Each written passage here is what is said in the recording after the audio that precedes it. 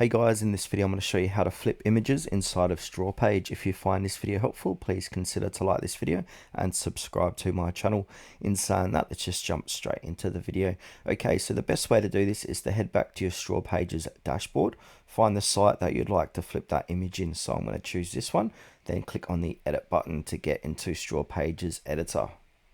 Okay, so once we're inside the Strawpage's editor, we want to go ahead and get ready to add an image. So go ahead and click on the plus icon and then click anywhere in the square, and then from here we're going to select image, but not just yet. What we need to do is to go to our image flipping tool. So this is a cool one called pinetools.com/flip image. Now you want to go ahead and choose a file, or you can drop an image into here. So choose the exact same image that you've already got on here or that you'd like to flip. So go ahead and choose that file from your computer. So say for example I want to flip, say, this image here. So I'm going to click on open.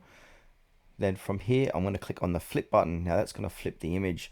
Then from here we can go ahead and download the JPEG or PNG or web. Then if we come back to the editor, go ahead and click on your image, and now here's the flipped image. So you can see that's the flipped one, that's the original, that's the flip one. So you go ahead and add that. So add this image. Here it is here. Just going to make it a bit bigger. So yeah, that's the best way to flip an image inside of Strawpage. They don't have a native flipper inside of their editor, so you need to use a third-party tool like pinetools.com to get the job done.